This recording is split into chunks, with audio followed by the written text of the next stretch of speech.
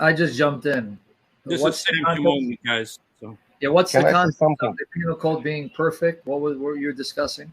Well, the brother was giving an example for, people, running away from certain hadith because they don't like it, and he cited, the penal code, and I would agree with him. Many people, many laymen do shy away from learning about the Islamic penal code because, in the West, it's seen as very foreign. Um, but what I really wanted to respond to, the main point was.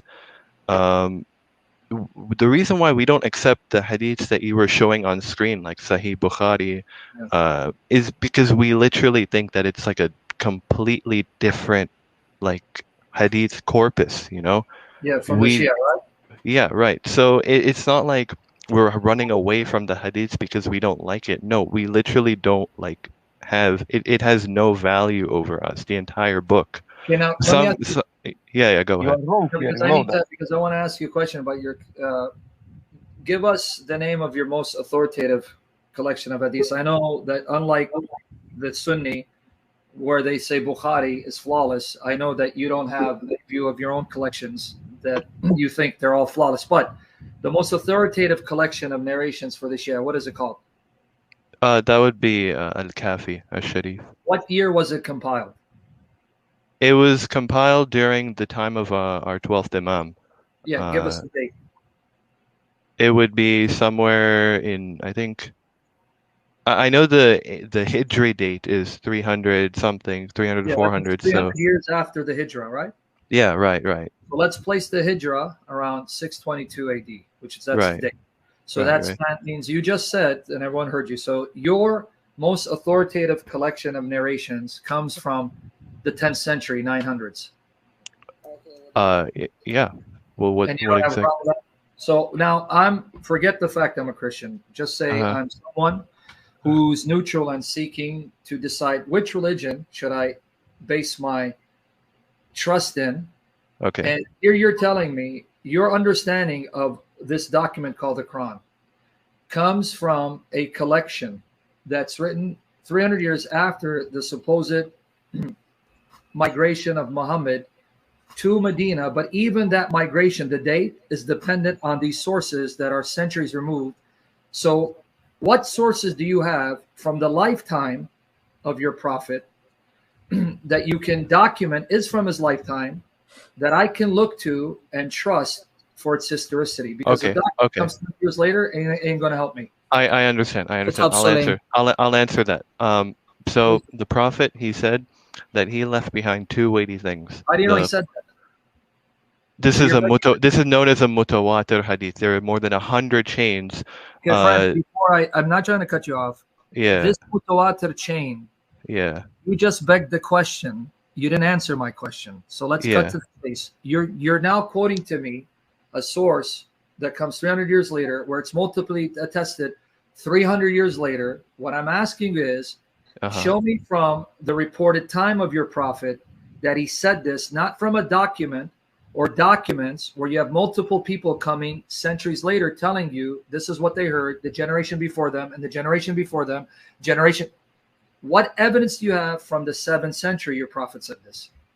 Well, the hadiths that are narrated in Al-Kafi don't all go they don't all go back to the prophet. They go back to the imams. The majority of the hadiths are from our imams, and the imams are direct descendants from the prophet. Everything they say, it's from. Prove what? You keep begging the question. Prove to me that these imams are the descendants of Ali by first showing me that Ali existed in the 7th century and married Fatima, not from later sources, but from the first century Hijri. I'm still waiting for this. You keep begging the question. Al-Kafi is a compilation of hadith. It's when did it come again? When did it come? It doesn't matter. It doesn't matter when it was released. To you, it doesn't matter. To us, it does, because we're not Muslim. We don't share your assumptions. I'm trying to explain that. Prove the validity of your hadith collections that comes 300 years later, that we can trust them to tell us what took place 300 years earlier. So stop begging the question. I'm not a Muslim, so I don't share your assumptions. Prove it. Okay. I'm asking for historical data from the time when your prophet supposedly lived. In fact, how do you know he lived in the 7th century? Okay, so like the brother Alamdar said, he said that the Al-Kafi was compiled during the time of the 12th Imam. That was during the presence of an infallible person to overlook it, right? You believe that, right? I don't think. Yeah, I believe that. I believe that. Prove it. See, you keep going back to 300 years later, an imam that you think is infallible. Not 300 years later. It was in the same time of the publication. It was during the time. It was during the time of the occultation. The ghaiba. How do you know what time the occultation was? What's your source for it? Where are you getting this? It's a hadith from the imams, from the deputies of the imam, the 12th imam. This hadith that you're reading, when was it written? During his time. During What's the time of the time? We already went over this in the beginning. But your friend here said no, it's not 300 years later, and I'm going with your dating. It is 300 years later. So this hadith is 300 years after the hijrah, right? You must understand. We're talking about the imams. We're not talking about the prophet. Yeah, but these imams, the only way you know about them is because of this document that you told me was written down 300 years after the hijrah. So let's try this again. What source do you have from the 7th century telling me that Muhammad existed in the 7th century, migrated to Medina in 622 AD, and he had a son-in-law, Ali? Give me sources from that time period, not 300 years later. What source do you have?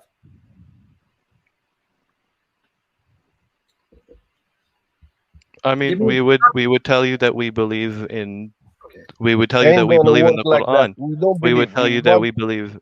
No. We want historical sources. Okay. Let's not all attack. Excuse me. What's the question? Well, if you're asking me what the question is, then you got to go back and rewind. I was talking to now. Okay, now let's put the hadith aside. When we go to the Quran, do you believe what the Quran claims for itself? Because I'm going to show you some verses, and obviously you're going to say yes. In fact, let me even be more clear, because I know there are some Shia who think that the Quran they have today. Some, I'm not saying all of you believe this, but there are some Shia who actually think the Quran that you have today is not complete. Are you one of those Shias that believe that it's not complete? No, everything is authority upon us. Every verse is an authority upon us. I didn't say that's not what I asked. See, friends, let's answer the question that's being asked. I didn't say you reject any verse of the Quran. I said, do you think, as some Shia do, and you know there are Shia who think this, the Quran is incomplete? I didn't say that the Quran you have is not binding on you. Do you think it's incomplete? Okay, if I can go first. Personally, I believe that the certain interpretations maybe can only be understood through our imams. But I think what we have is, what we have. It's you may have minor changes in haraka, right? Like the fataka sardama, but it's complete in vocabulary, words, that sort of thing. But our understanding of it may be incomplete. Okay, but do you then disagree, as there are some Shia who claim that there were actually statements in the Quran referring to Ali that have been removed? Do you think that there were statements about Ali in the Quran that we don't find today? Yeah, I can give you an example. Okay, hold on. Wait. Say it slowly. You're saying too fast. Yes, you do agree, because we want to hear you. Okay. Yes, you do agree there were statements about Ali in the Quran that have been removed? Okay. As Shias, we believe that the tafsir, the understanding of it, is still a part of the Quran in a way. So, us saying we believe in tahrif of Quran, distortion of the Quran, could also imply we believe that the commentary in the Quran was distorted. So, what I've actually understood from the scholar Alama Majlisi, when he said something was removed from Imam Ali alayhi salatu wasalam, such as the ayah or the verse that explains that he is the commander of the believers, was removed. I believe that he meant that. Say that slowly. Young man, say that slowly, because you're saying it fast. Okay, you just said that there was an ayah in the Quran saying that Yes. Ali is the Imam that's removed. So that's a verse that's no longer. No. You didn't let. You completely disregarded what I said towards the end. No, actually, I just repeated what you said. No.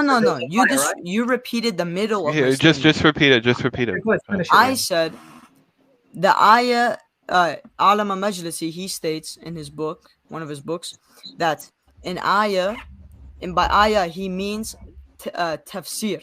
There was clear tafsir, clear commentary on the Quran for a certain ayah that Imam Ali was supposed to be the caliph. But What this ayah? is tafsir. This is tafsir. It doesn't matter what the ayah is. No, but hold on. You just confuse it. You There's- just no, I listen didn't to confuse yourself it. slowly. I am listening. You just said tafsir of an ayah, but then you said Yes. ayah. So now, Yes, is the like- tafsir the ayah, or is it the tafsir of the ayah? If it's the tafsir of the ayah, what ayah? The tafsir can be part of the ayah. Okay, which ayah? Where's I in don't, the I the don't ayah know. you're I'm saying? a late. Okay. I don't know. I just know that All right. the, Okay, that's the fine. I'm tafsir not is trying to distorted. bother you. Okay, that's fine. Okay, because I have read that there are some Shia that do admit there are verses that specifically mention Ali that have been removed, but that's okay. Let's put that aside. No, we Since still have them. you still have those verses Yes, we do. about Ali Yes, in the Quran, yes. Yes, Show me. there are many verses about Ali Okay, in the show me. Quran. give me a couple. Okay. I'm not. Would you like? 33, 33. Okay, read 33, 33. Okay, I'll read the second part of it, which goes along with what I'm saying. Hmm. Verily, Allah intends to keep away from you any impurities of sin, O people of the members, O members of the Prophet's family, and to purify you with thorough purification. See, you just did the very thing I've been asking you to prove. Number one, there it says the Prophet, and it Prophet's says his family. family. Okay, and his family. I'm getting there. Apart from these hadiths, how do you know who this Prophet is, and how do you know who the members of his family are? Can you show me that from the Quran? From the Quran? Yes. Not necessarily. So now, if you're going to tell me that the family of your Prophet means Ali and Fatima and Hassan and Hussein, as opposed to the others, like the Sunnis would argue with you, and I don't care about who's right, that's your debate. What source do you have, and what date is this source that identifies who this Prophet is and who are the members of his family? Give me the date of the source that you're going to appeal to. When was it written? What date? That tells you who this Prophet was and who the members of his family are. The oldest source for this? Yeah, the earliest one you have. Give me the date of it. Kitab Sulaim, and it's earlier than Sahih Bukhari. It came What's out the year? within the first century, 714 AD. Give me the actual source that says it's dated to the 8th century. I'd like to see Okay. that. First century. First century, that's Jesus's time. First century of what? First century first century of the Islamic calendar. So that's the 8th century. That's 700s. Okay, yeah. Give me the proof that this manuscript that you have is from that time. Not assertion. Give me the link. Let me see the document. Let me see the actual manuscript, the archaeological data confirming that date. Okay. You want the I need actual proof. I'm not just going to take your word for it. Yeah, I can say anything. So but what would be the requirements of the proof that you're asking? that the manuscript you have has been dated conclusively to the 8th century, because you don't have any manuscript from the 8th century. You have manuscripts that are from the 10th, 11th, 12th centuries. But you just said you have it from the 8th century. Show it to me. I'd like to see it. Could I just say one thing? I just want to ask. I haven't. Khadam Naki. We don't know who you are. Could you just introduce yourself? Yes, I'm a Shia Muslim as well, and I'm a Pakistani. Okay, good. Well, that's interesting. Pakistani Shia. Okay, I mean, well, yeah, there are Shias everywhere, but usually isn't Pakistani predominantly Sunni? Yes, they are. Okay, man. I know that when there's Sunni majority, and anyway, forget it. We have the same problem. Okay, coming back to the issue. What I'm trying to get at here is, here's the point, so you see where I'm going with this. When it comes to Bukhari and Muslim, you question their validity, because not only are they late, but they are compiled by Sunnis. And I'm trying to show you that if you're consistent, Bukhari is questionable because there's stuff in it that are not reliable. Even though the Sunnis say that Bukhari rigorously authenticated the hadiths, so they're completely reliable, you still reject that because one of the arguments you would use if you're consistent is, well, Bukhari's too late, meaning he comes over 200 years after reported death of Muhammad, for us to trust that everything he narrated is completely authentic. And we're saying exactly the same problem we have with your sources that are just as late, if not later. So why should we trust your sources that are just as late, if not later? Okay.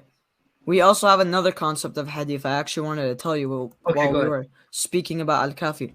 A lot of our, some of our hadith, I don't know about a lot, but I know there is a hadith that are verbally transmitted, orally transmitted.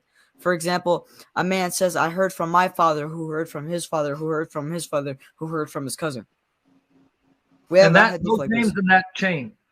That was their names are in there in chains. Where do you find their names?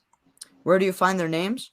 Yeah, how do you know X said to Y, who said to Z? Where did you get that? Because it's all orally transmitted. For example, let's start off with the first chain transmitter. The first, all the way on the top. First chain. How do you know if it's oral? How do you know X? Well, you're not, because I want to know the list of names. Where did you find it? You mean it's floating in space somewhere? No. So every hadith comes with a sanad. Sanad, I know. Yeah, and that sanad is written where? That's what I'm trying to get him to say. It's written in that document again that comes 300 years later that you take for granted is authentic. See, you guys don't see. Okay. No, so we have scholars that examine the names written there. Examine, and the names are where? Where they examine? Where do they find these names? They are also orally transmitted. Okay. How do you know it's orally transmitted? Who told you? Oh my God. Yeah. How do you know the Bible is? How do you know the Bible is compiled correctly? How do you know it's not corrupted by Catholic Church? Can I cut in a little? Can I cut in a little? Unlike you guys, we have copies of the biblical books, the New Testament, that are from the start of the 2nd century, and we have the writings of the individuals themselves who were disciples of the apostles, not sources that come 300 to 400 years later. How do you know they're not attributed? Okay, it's all fraudulent. So we're both agnostic. Don't change the subject. Don't change the subject. Now come back to you. See, nice trick. You're trying to change the subject. Come back to your issue. The oral transmitters, their names. How do you know who their names are? Where is it found? Where'd you find this? Biographies. Biographies that are oral or written? Both. Okay. So how do you know these oral biographies are actually ancient? Who told you? Well, this would be mostly the job of Rijal experts. They would check the validity of men existing during the time period, during they would see how they, the period they lived in, their relation to the imam, right? Okay. How close they were to the imam. If the guy was never even mentioned at all, if the guy was never even known, we would say that the narrator is unknown, and thus we would call the hadith itself weak. That's the same thing the Sunni, the same way the Sunnis classify hadith. What I'm trying to get you to see is even this information. For example, let's make up some names. I'm just going to make up. Tony said he heard from Joey, who heard from Timmy, who heard from Samuel, who heard from Nathaniel. Okay, now that list that I just gave you, that list of names, where do you get that list of names? You get it in that document. That's what I'm trying to get at. Everything you're telling me about the transmitters is coming from a document that's written hundreds of years later. You're not giving me a document that's within the lifetime of Muhammad. Do you have such a document that's from the lifetime of Muhammad? If you don't, let's now talk about the Quran, because we're not going to accept your hadiths, just like you don't accept all of the Sunni hadiths. So let's at least focus on what the Quran says. Let's not bring outside sources, because at least you and the Sunnis agree regarding the Quran. So let's talk about the Quran, because this hadith, the Sunni hadith, we don't accept Hussein because it's Bukhari. Well, we don't accept your Shia hadith because they're just as late. So let's go back to the Quran. Can we talk about the Quran? Sure. Okay, so now let's talk about the Quran. Go to chapter 9, verse 29, if Hussein wants to read it. 9:29. Okay, I'll Yeah. get it. Quoting me your sources that are just as late doesn't prove anything for me. Just like if he quoted Bukhari, which he didn't prove anything for you, because Hussein comes out of a Sunni background, but he quotes Bukhari. Well, we don't accept Bukhari. Yeah, but it's rigorously authenticated, and he's got a sanad, and every person, Rijal in that chain, was thiqqa. He was completely reliable. Oh, well, that's what Bukhari said. See, anyone can play that game. But now let's go to the Quran and discuss what the Quran says, its contents. Chapter 9, verse 29. To be fair, we can back up our claims about why Bukhari is unreliable. And then I can bring a Sunni Muslim who can tell you why. And then we would talk to the Sunni Muslim. It's fine. We will talk to the Sunni Muslim about it. Okay, well, we'll bring him on. I'll bring Shamsi on, and I'll bring Muhammad Hijab. If they want to come on, they can have a discussion with you. But let's go to chapter 9, verse 29, and read what it says. Okay, you want me to read it?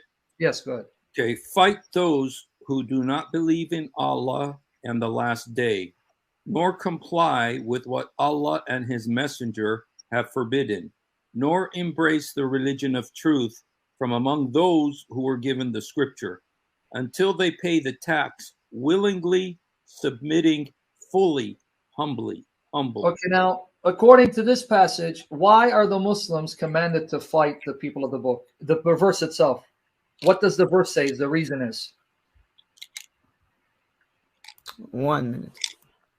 929. You just read it. Why are the Muslims commanded to fight the people of the book? What's the reason given in the verse? Because they went against Allah and his messenger. How do they go against Allah and his messenger? What does the verse say? They didn't believe in them. Thank you. I respect that. So why are they being fought? Because they rejected Allah and his messenger and did not forbid what he forbade, right? Okay. Do you agree? I mean, it's right there, the verse. I mean, you can read in Arabic for us. It's going to say the same thing. Yeah. Do you agree? I agree with this verse. Good. So you're agreeing in front of everyone that the Quran is telling you fight Jews and Christians solely because they don't believe in Muhammad and don't prohibit what Muhammad prohibited. So that means you should be fighting us if you have the military prowess to do so, proving what Hussein had said earlier. No, we don't. Okay, so this verse again. Let's go through the verse again. What are the reasons why Muslims are to fight the people of the book? The verse, without commentary, meaning Kunaini, Kafi, Bukhari. What does it say? Read it for us. Yeah, because they don't believe in the Prophet. Okay, I don't believe in your Prophet. So if you have the upper hand and you have enough military prowess and you have a bona fide leader, someone that you look to as the leader, an imam, whatever, ayatollah, whatever you want to call him, would he then order you, in light of this verse, to fight me, fight Hussein, fight Emmanuel, because we don't believe in Muhammad, we don't believe all of the Quran, we don't prohibit what he prohibited? Not because we attacked you. The verse doesn't say they attacked you. Nor does it say fight them because they attacked you. It doesn't say that. It says fight them because they don't believe like you. So would you then fight us? Because we don't want to believe in Islam. We don't want to believe in Muhammad. We don't want to believe in Allah.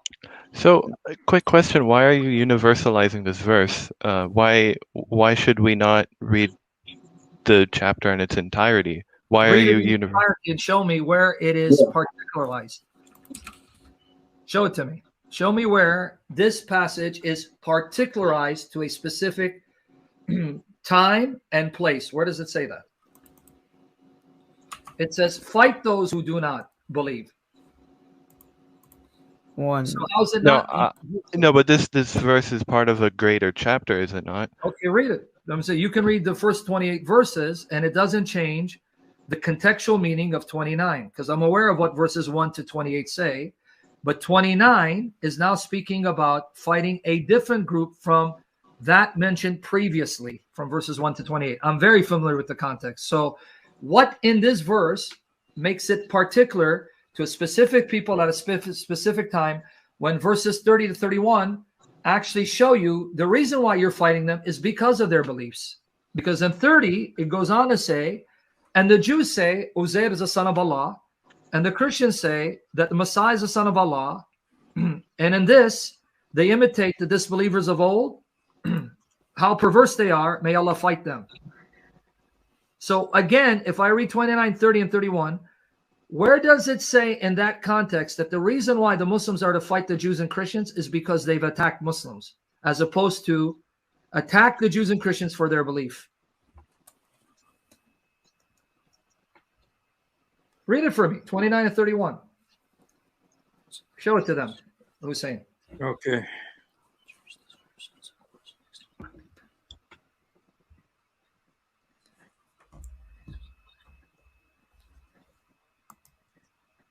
So you read 29, I read 30 and 31. Why the Muslims are to fight Jews and Christians?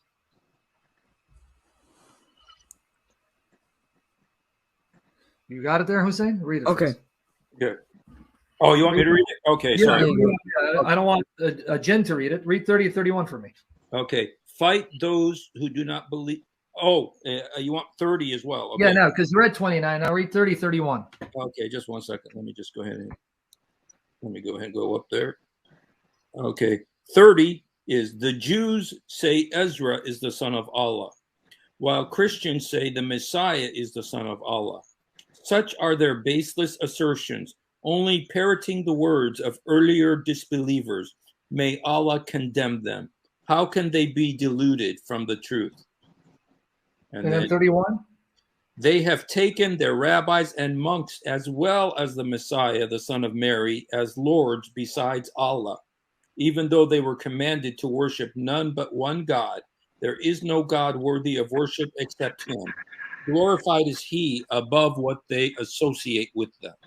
So where does it say that the reason why Muslims fight Jews and Christians because Jews and Christians attack them physically and threaten them militarily, as opposed to attack them because of their beliefs?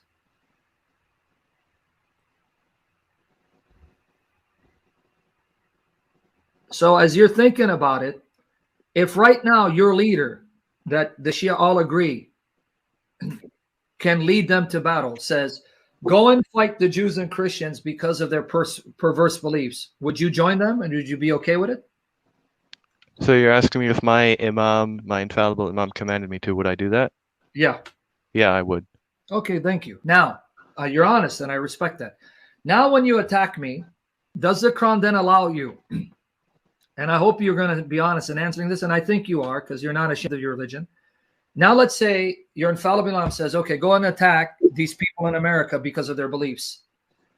Then you take my women folk captive, even married ones. Do you agree, per chapter 4, verse 24 of the Quran, Surat An-Nisa, that means you can then take my women folk, whether it's my mother or my wife or my daughter, and have sex with them because now they're your property, according to chapter 4, verse 24. That's yeah. Say it. Wait. Yeah, what? Say it. Yeah, I believe we can take right-hand possessions. Good. See, now I respect you because you're not ashamed. You just admit in front of everyone that if your infallible imam says, go fight the Jews and Christians because of their belief, not that they attacked you, because of their belief, you would do it, and then you would take my wife or my mother or daughter, and you can have sex with them because you can have right-hand possessions. I'm glad you admit that. So you just admit, even a married woman, you would take her and you'd have sex with her. Excellent. And you see why we despise your religion? Because you just admit you would take my wife and you would have sex with her, committing adultery, and also this would be called rape because no sane woman who's been taken captive would gladly have sex with her captor, especially when her husband's alive. So thank you. This is why we despise your religion. Okay, but the same thing is in the Bible. What's your point? Our Bible's corrupt, right? Why are you worried about No, I didn't say it's corrupt. I asked you if you believe, if you want to apply your logic to this. In fact, no, actually, no. My Bible does not allow anyone to take a married woman and rape her. Do you want me to answer you? Deuteronomy 21, 10-14 shows your Quran pales in comparison because in Deuteronomy 21, 10-14, a revelation given 2,200 years before Muhammad, it says, when you are fighting and there's a captive woman, You are to marry her. You don't take her and rape her and then sell her off. You give her the status of a wife. And if you divorce her, you let her go. You cannot sell her. This command was given 2,200 years before your Quran, showing this command is much more morally superior to your Quran. So keep my Bible out of it. Deal with your past. Are you going to allow me to refer back to the hadith, or are we still putting the... What hadith? The one that comes, the hadith. If I give you Bukhari, can I give you Bukhari? Well, I want to refer back to my... Okay, listen. You brought me up a Quran verse, and I want to use what's hujjah, what's an authority over me, to answer your question about this Quran. What's authority over me is a Sunni hadith, like Sunan Abu Dawud 2150, that tells me that this ayah was given at the Battle of Autas. Does the Shia hadith agree? This was an ayah given in the context of the battle at Autas, where they were married. I don't know about the specific battle, but I do know when it comes to the fiqh and the rulings about right-hand possessions, it's about the woman's consent. Where does it say in the Quran the woman has to consent when you own her? I told you it's the fiqh ruling behind it. Can you? I would love to see, even though I don't accept your Shia tradition, I want you to show me a Shia tradition on chapter 4, verse 24 that says the woman you've taken captive, you must get her consent to have sex with her. Yeah. Because, show it to me. Give it to me. This falls. I don't have the exact source, but I can tell you what I've heard from a knowledgeable person. Well, give me. I don't care for your opinion. Give me. So what's your point of debating me? There's no point of this. Well, let me tell you. Kulani or Kafi? What happens if I throw away Kulani or whoever you want to give me, telling me, and I want you to read it, that chapter 4, verse 24 was revealed and for this occasion. And if you do take a woman captive who's married, get her consent, because no woman in her right mind would consent. Show me that. Give me your sources. Do you know what? I know you're familiar with muta, right? Temporary marriage. Oh, that's even worse. I hope you didn't. You shouldn't have brought it up. How's that even worse? That was my next one. The point is, this whole concubinage thing. It's the basis is muta. This is not concubinage. This is captives. Captives, yeah. You marry them using muta. They're your possession. No, muta is temporary marriage. Don't confuse the two. Okay.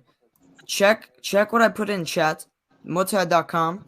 Yeah, I know what muta is. Muta in the Bible. Okay. Stop this whole thing you're arguing. I'm gonna embarrass you. Give me the verses. I'm gonna embarrass you. There is no muta in the Bible. Exodus 21, 7-11. When you misquote my Bible, I'm gonna end up embarrassing you.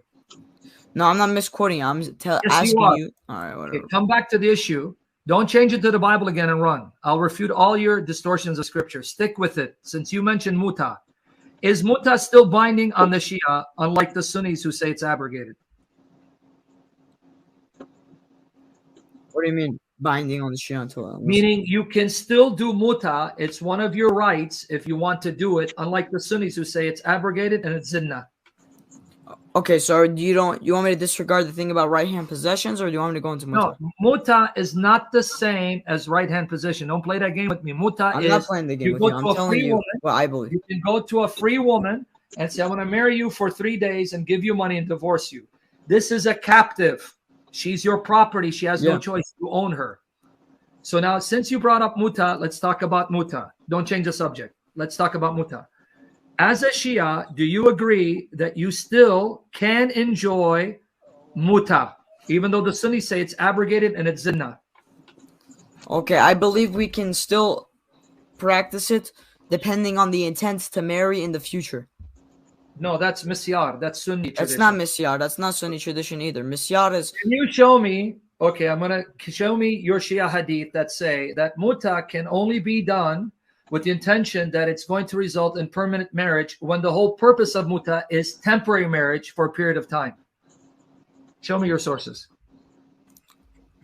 Sorry, can you repeat that? I didn't hear. Okay. Can you show me now from your sources that say that muta can only be done with the intention that it results in permanent marriage when the whole purpose of muta, that it's temporary marriage? Does the scholars say that? Give me your sources. I want to read it. Bring it to me. I believe. Okay. Good. Okay, so prove it. Give me your source. Give me a Shia source. Says here's what muta is, and the stipulation is You're going to tell I a don't woman, have it at hand. okay. So go find it now where it says, go find it now where it says a condition for muta for the Shia is, though it's temporary marriage, your intention is to try to make it permanent. Even though muta itself is temporary marriage. That's the whole point of muta.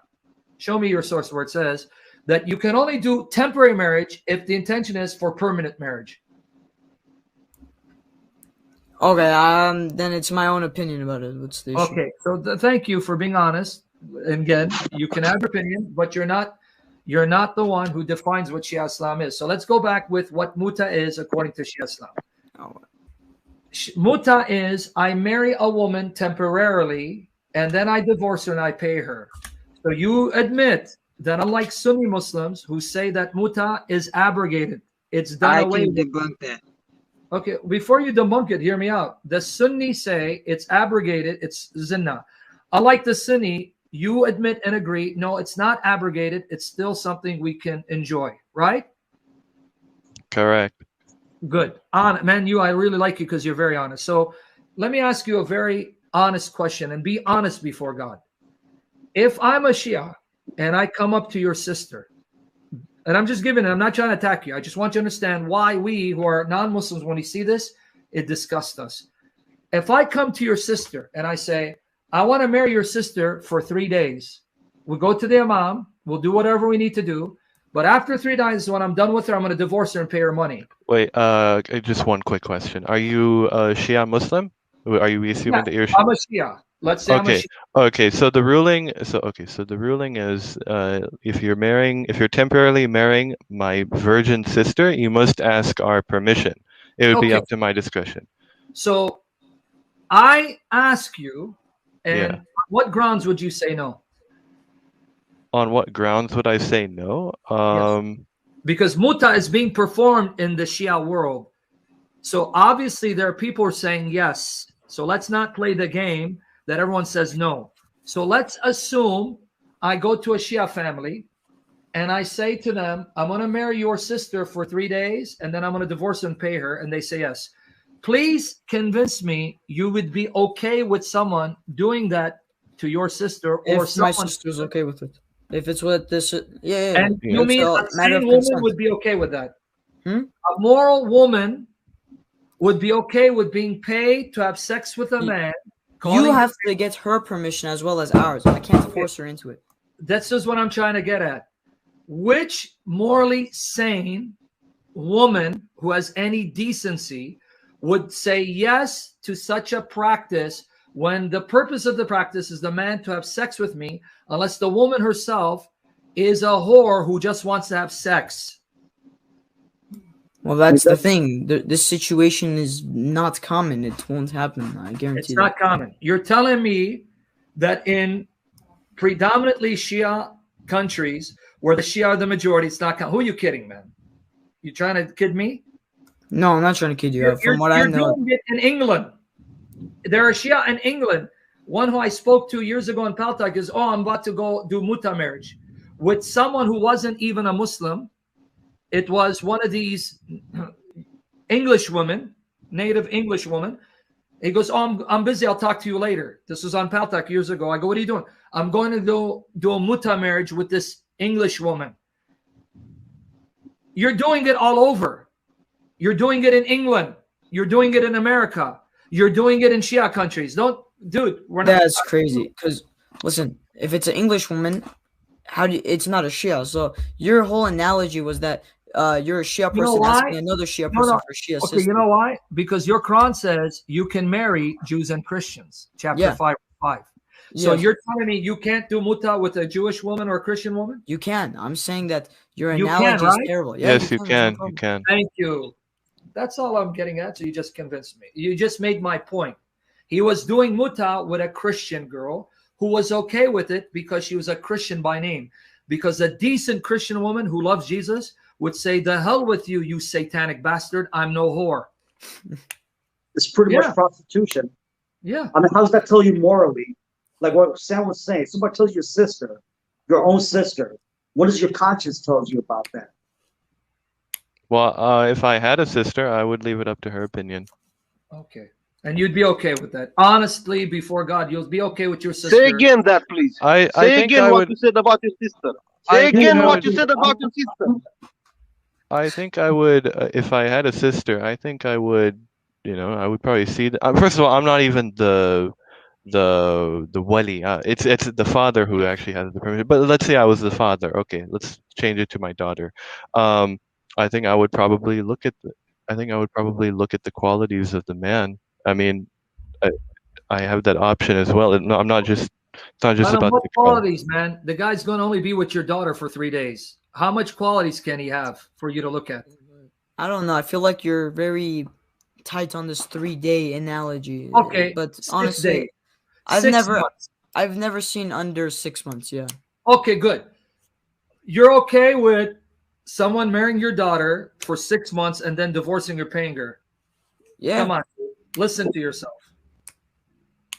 Yeah, because this Listen can to always yourself. lead to permanent marriage. There's no issue with this. It's one thing to marry someone for permanent marriage. I'm going to marry her till I die, and it doesn't work out, you divorce. Okay. That happens all the time. That's not what muta is. Muta, you're stipulating a time period. I'm going to marry her for 6 months and divorce her. Now, after 6 That can months, be I want to renewed. extend it for. Come on, dude. Be serious. Be Yeah, I'm honest. being 100%. Okay, 100% honest. Yeah. You okay From with what- it? Well, I don't really see an issue how this would destroy our religion, to be honest. But It destroys religion because it turns women into whores and prostitutes where you pay them for sex for money. This is legalized prostitution. What do you mean how it doesn't destroy religion? No, we believe that prostitution is when someone marries without the intent, without a contract. That is our definition of prostitution. So you'd redefine prostitution mean if I go sleep with a woman without a marriage contract, but as long as I write a marriage contract saying I want to sleep with you for 6 months, call it marriage, and divorce you and pay you money, and you still don't see that's prostitution. My goodness. No, Wow, nowhere in our scripture does it say that that's prostitution. That's the whole point. That's why we reject your scripture, because if it's from God, who's morally perfect, he would never denigrate women to that level of treating them as sexual meat, as whores, but then disguising it as marriage. Thank you. That's our point. Okay, all right, I understand what you're trying to say. All right. So now, the real issue, I mean, if you come down to it, I don't know what you guys were discussing, but the real issue comes down to why would I want to follow Muhammad when I have Jesus, when even in your Quran, Jesus is superior to Muhammad? And I don't believe the Jesus of the Quran is the real Jesus, but you believe it's the real Jesus.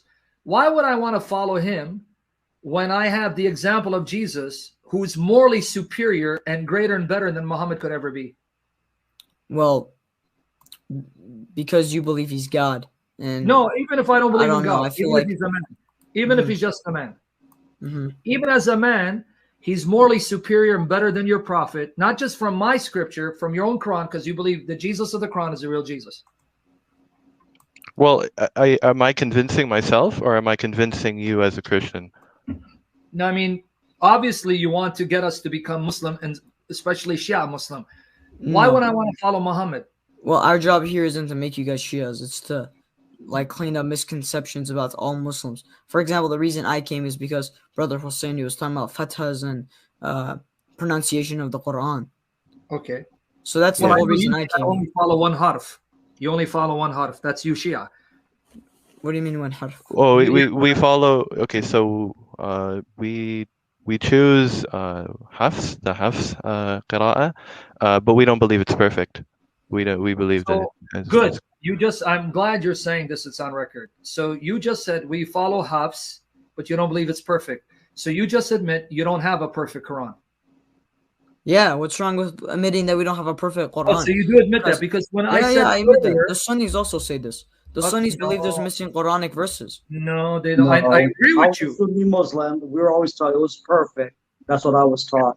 No, Yeah. you didn't. You didn't read the Guys, missing we verse agree about with stoning and. No, we agree with you that the Sunni sources say the Quran is corrupt, missing parts. But Sunnis are taught, and we can play them, the Quran is perfect, every jot, every tittle, nothing missing, perfectly preserved, unlike the Bible corrupt. Okay. But you are Muslims and saying, no, there's no perfect Quran. But then earlier I just said that. I said so. The only thing perfect is the message of the Quran, which is the message of God to humanity.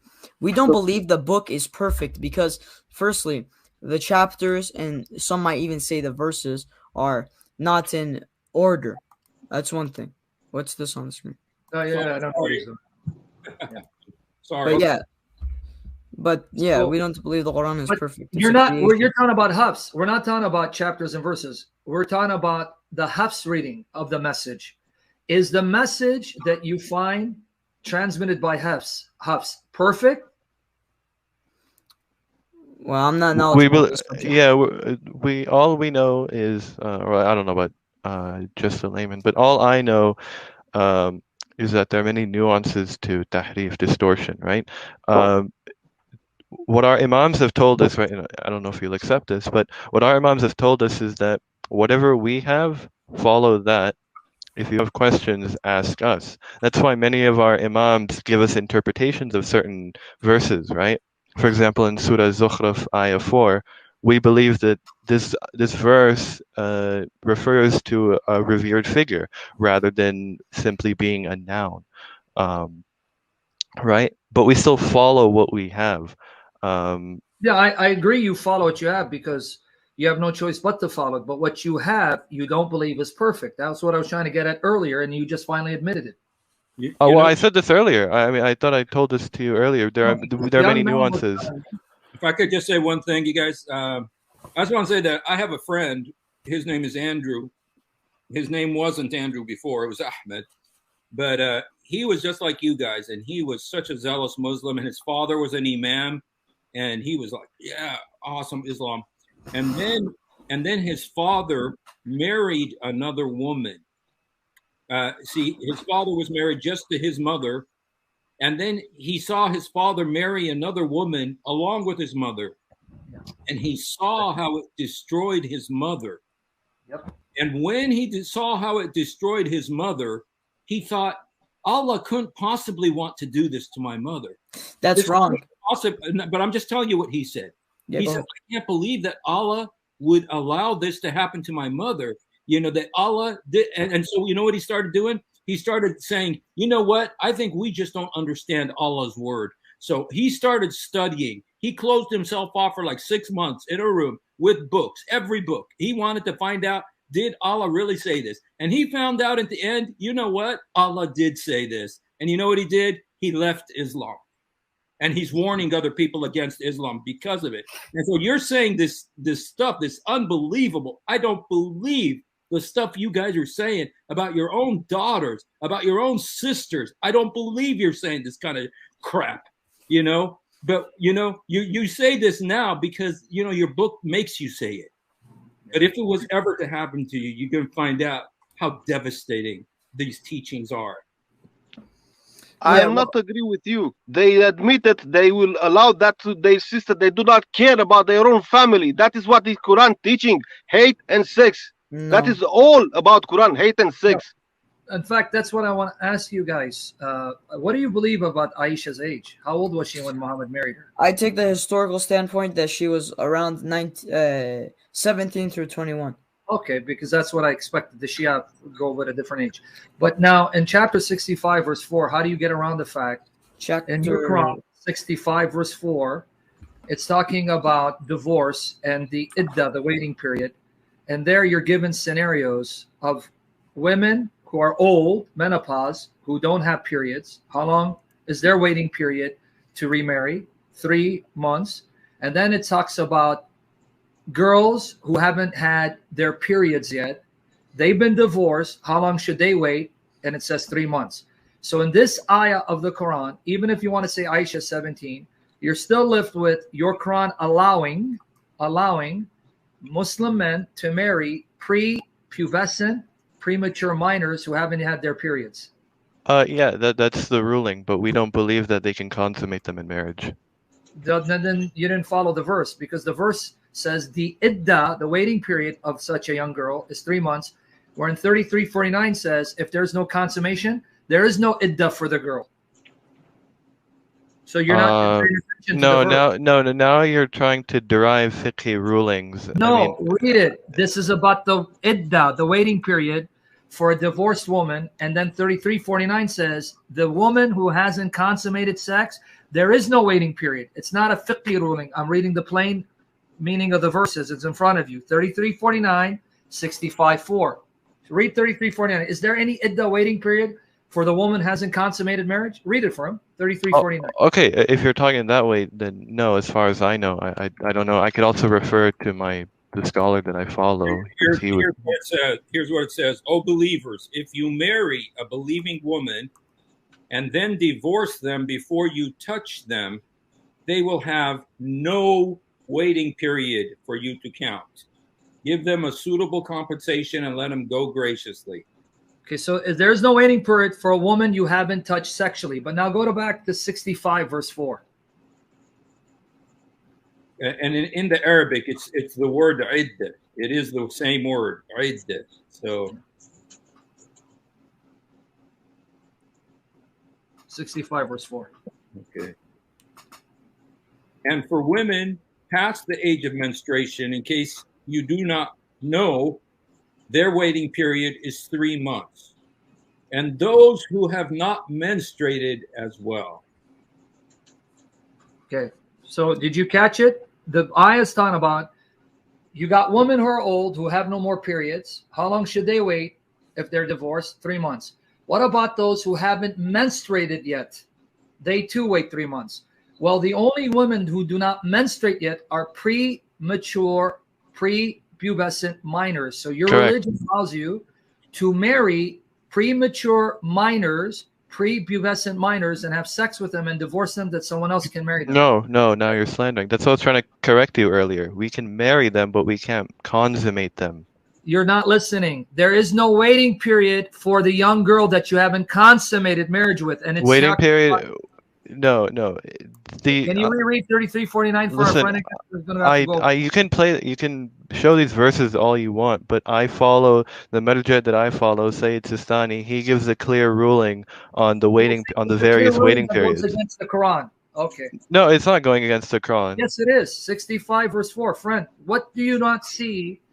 3349 says there is no waiting period for the woman you haven't consummated marriage with. And 65:4 is talking about those women who have been divorced. What is their waiting period? Meaning they have been touched sexually. I mean, what do you not see? You can give me Sistani and Merawani. I'm giving you the Quran. I don't know what context this verse is being revealed in. I don't know. Okay, well, read verses 1 what our Imam said about this either. We have to go into we don't just read verses before and after. That doesn't. I'm literally making commentary.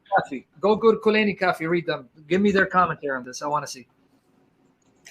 Kulaini in Al-Kafi. I can go to Tafsir Qummi if you would. Okay, go open it up for me. Read it for me. See what he says about verse 4. Read it and show us the link so we can see it for ourselves as well.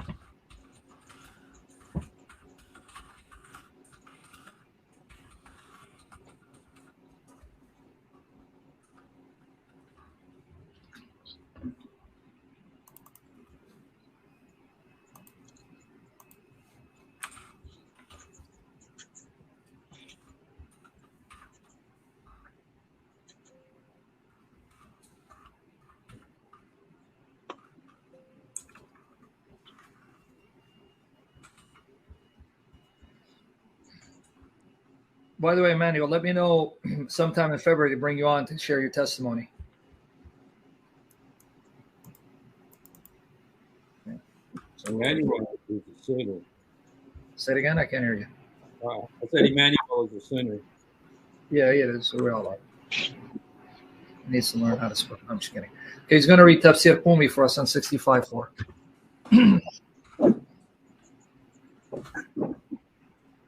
Who's Shah Sayyid, this guy? Who's this guy? Is he a Sunni? He's not as, I think he's a Sunni. But. Oh, okay. Well, no, we don't want the Sunnis and the Shias to go at it. Let's just stick with the Shia for now, and then we can talk to him later. Yeah, just hold on, because I don't want him and the Shia to go at it. You got a Sunni and then they're going to go at it. Oh, don't worry, we won't. No, I'm worried about him starting a debate. We don't want a debate This is not for Sunni and Shia to debate. We can talk to them when we're done here.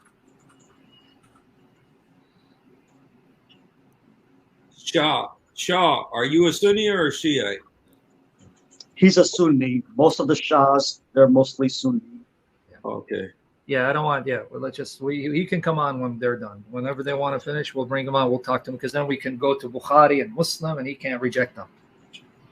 Yeah, actually, I'm pretty sure me and Alamdar, we're in the similar time zone, so we might leave soon. Okay, whenever you guys need to go and come back. Yeah, are you guys having the same? Are you guys gonna do the same thing tomorrow night? Inshallah. God willing. God willing. God willing. Yeah, thank you guys for being good hosts. We really appreciate it. All right. Yeah, guys. I don't want to leave you hanging or anything, but I was looking through Tafsir Qummi, but they didn't have a commentary on the verse. Okay. But if I find something else, okay, I know you're gonna fear Allah. Come back tomorrow. See, because I know you're not gonna lie. You're gonna go find me a commentary on 65:4. You're gonna bring the link to us tomorrow, God willing, and shut up. We're gonna see if they agree. These are prepubescent girls who've had sex, which is why they have to have a waiting period, because the Quran is clear. There is no waiting period for those women that you haven't had sex with. So get it for us tomorrow, God willing. We'll be here. Inshallah. All right. Me and Alamdar, we will try our best. All right, guys. I will always be here. I will also be here tomorrow. All right. Inshallah, we'll see you guys. Yeah, thank you guys for being good hosts. I honestly appreciate the hospitality. May God bless all of you guys. May whatever deity you worship bless you guys. Jazakallah khairan. Barakallah fiik. All right. May the Lord Jesus guide you. Take care, guys. You guys have a good night. All right. Okay. Now, you want to deal with Shah? Saeed? Is that where you want to go? Start getting all these Shiites. I've been begging the Sunnis to come on. I have 14 of them here that I want to get on. None of them come, but all the Shiites. The Shiites are braver than Sunnis, you guys. You see? At least they're honest, man. Hey, I gotta get. They're very respectful, honest. Yeah. Anyway, so you want me to stick around with Shah, or do you want me to go back to my? Shah, I sent you an invite. If you want to come on, come on. You can have it out with Sam if you like. Yeah, because I was talking about John 17:3, but I'll wait, and that's good. See, so then if he's not coming on, then what you're gonna do? If you're done, then you're gonna come join me on my stream and listen to me talk about John 17. Okay. Let's see if he comes on. Shah, are you gonna come on? Yeah. I sent you the invite, bro. Yeah. Black Mamba was getting animated. Yeah, see, look, they have no respect for the sisters. How could you? Dude, it's like stuff they were saying, and I think they're in the West someplace. I'm thinking. Yeah, I'm pretty sure. I hope they could think about what they say. Going back to the Surah 929, I hope they could really just dive and think about what they just said. Mm-hmm. Is that okay? Even for me, as a Muslim, I was like, this is bothering me. Kill them because they don't believe. Exactly. You know, and exactly. So and you see what I did, right? Because we're at a disadvantage, we don't have their hadith collections translated. So then you got to use a different approach with them. Yeah. And the right line of questioning. You see, that's why I called you, man, because I just said, dude, all of a sudden, all these Shiites, all of a sudden we got 3 Shiites come in, and I'm thinking, dude, he's like, I'm not that well equipped. We were talking about the Fatha, you know, and it was just like, dude, I'm not really equipped to deal with these guys. I gotta brush up on my Shia info, man. Yeah. And by the way, but you heard them. You got them on record now. They don't believe the Quran is perfect. They said it. That was amazing, man. Yeah. I know the Shia are told the Quran you have today is incomplete, and there are verses that have been removed. But they use taqiyya to tell Sunnis, no, we believe the Quran is perfect because they want to avoid persecution. Mm. Anyway, I like that. So I don't think this guy's coming, right? Yeah. If he comes, text me because I'm going to go back to do John 17. So if he's not coming on, if you want to wrap it up and send your people to my channel to make my channel better than yours, then I'll appreciate it. Amen. All right. Anyway, if he's coming, let me know. Text me. Yeah. Text me. Thank you so much, man. It was awesome. God bless you, brother. Great. Yeah. It was great, and it was, I think it was. Thank you, brother Sam. Amen. I'll see you guys. I'm going to do John 17, the only true God. All right. Hallelujah. God bless you.